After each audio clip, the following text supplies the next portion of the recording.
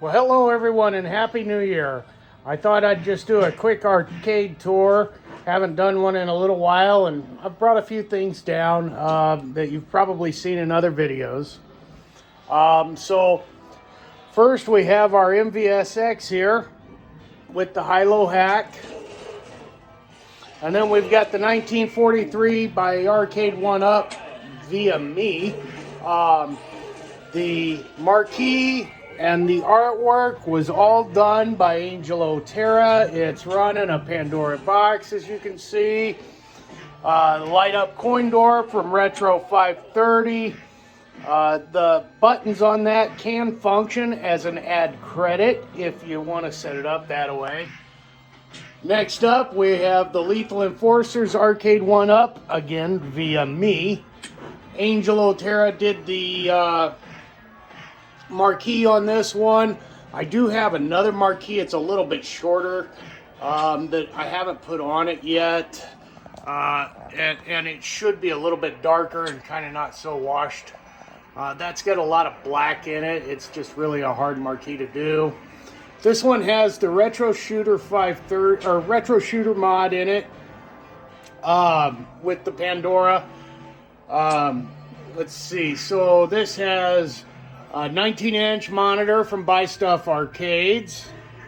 The artwork, I think I had Repro Arcade do that. Sean Misselbrook. You know, he's over on the other side of the pond. Yeah, I'm pretty sure he's the one that did that. And then the buttons, of course, are, you know, they're DIY Retro Arcade buttons. This was originally a Buck Hunter. Next up, we have our Ridge Racer. This is all stock except for the riser booster.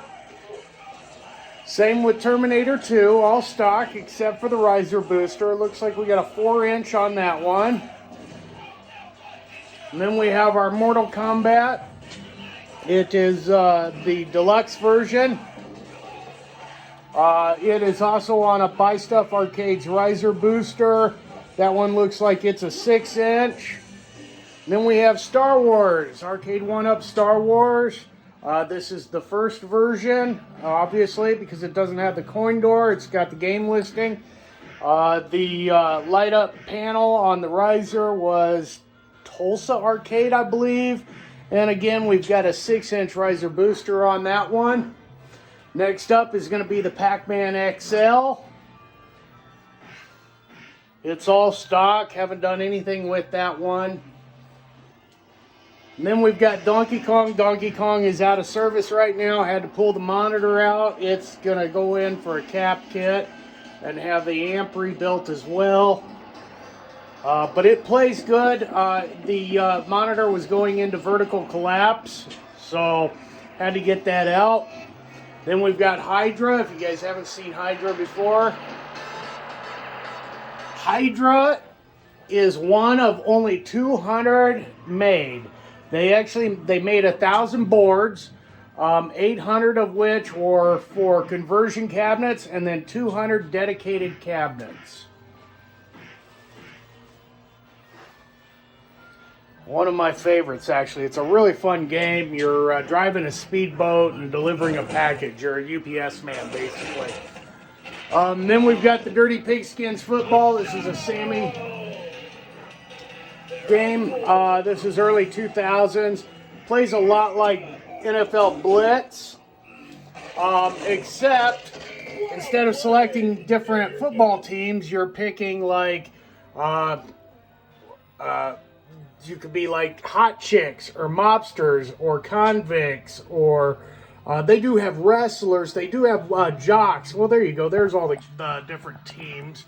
Aliens, and I don't remember what the wolf is. All-Stars up there. Zombies. The Hitmen. I think BG was the Hot Girls. Then we've got the Championship Street Fighter Edition. This is a Dynamo 5, HS5. This was a really rough shaped cabinet when I got it. I really didn't give anything for the cabinet. It had an old computer in it. Somebody had converted it. I think it was a MAME. It didn't even fire up anymore, so I gutted it. It had a Dell monitor taped in. So we took out the Dell monitor, put in a Suzo Hap arcade monitor, 19-inch monitor. It's 4:3 aspect ratio. It's running the Pandora DX. Those are industrial Renzo sticks.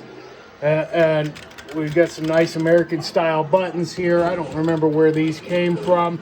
Buttons I have found, I really like the American style buttons from tmolding.com. So that's where I'm getting buttons from now for the most part.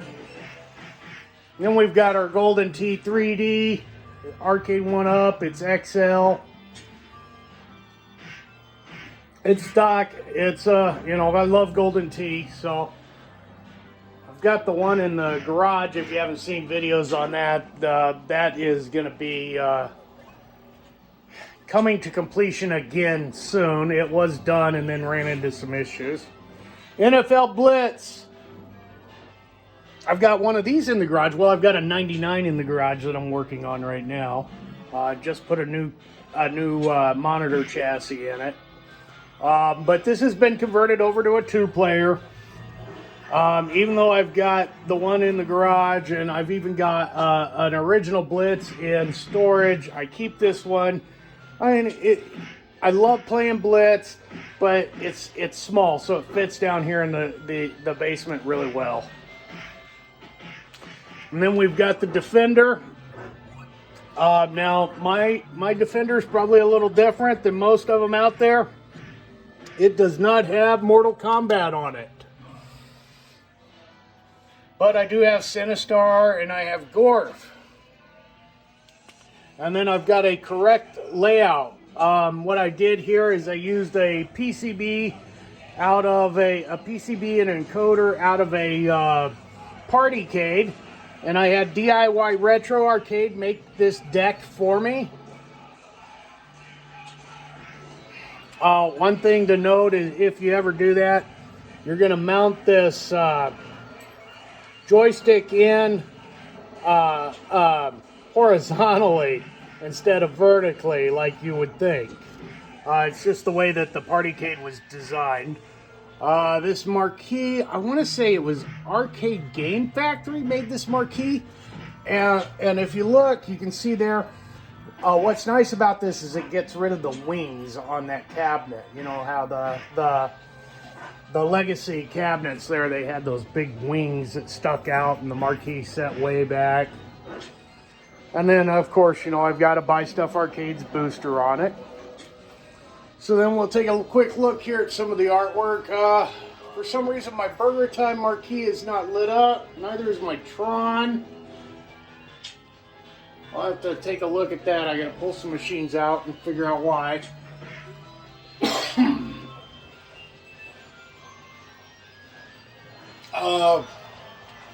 Let's see. There's you can't see it very well in the video here, but that's Dig Dug marquee up there.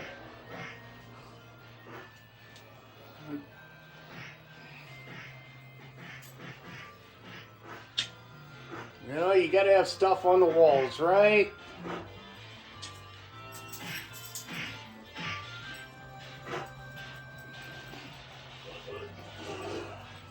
All right, so then we're gonna go in here. And, we got our beverage station. Along with our jukebox. I'm actually going to be getting rid of the jukebox soon. I've decided to downsize. It's shoved in the corner. It doesn't look very good there. Oh, my Arcade 1-Up sign. Angel Otera made that for me. And I also wanted to show you guys my Arcade 1-Up table if you haven't seen this yet. Angel Otera made this for me. And I'm going to have a little sip here.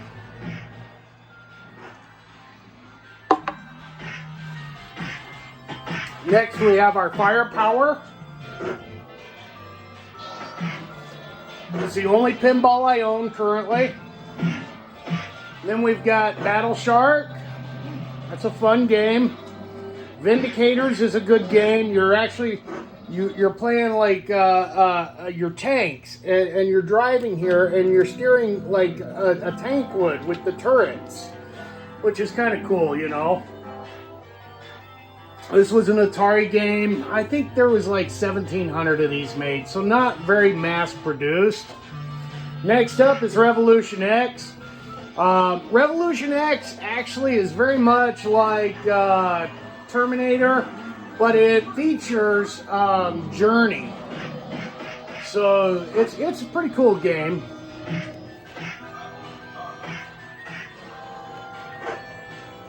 And we've got Birdie King. Birdie King here. This is now the very first arcade machine I ever owned. I bought it over 20 years ago.